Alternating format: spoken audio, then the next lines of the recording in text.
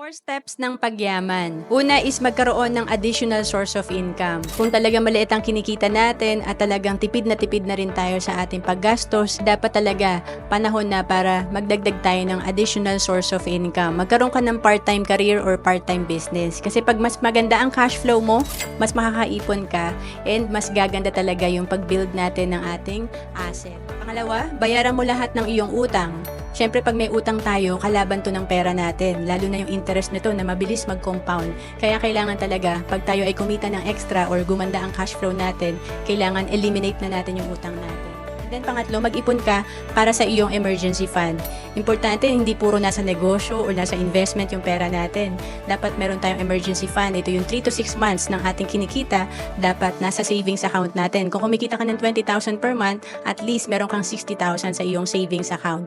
In case of emergency, ito yung kukunin nating fund. Hindi natin kailangan mangutang. Pang-apat, i-invest mo ang 10 to 20% ng iyong income para sa iyong retirement. Ito yung dapat talaga may tinatabi tayo dahil lahat tayo magre-retire at di natin alam kung kailan tayo mawawalan ng trabaho or magkakasakit. Importante naka-ready tayo. Nakikita natin dito sa Solid Financial Foundation, maganda talaga na hindi lang puro investment ang pera natin or puro negosyo. Kailangan talaga nakakalat yung pera natin. To know more about savings and investment, message mo na ako sa FB, Roancelis Capistrano.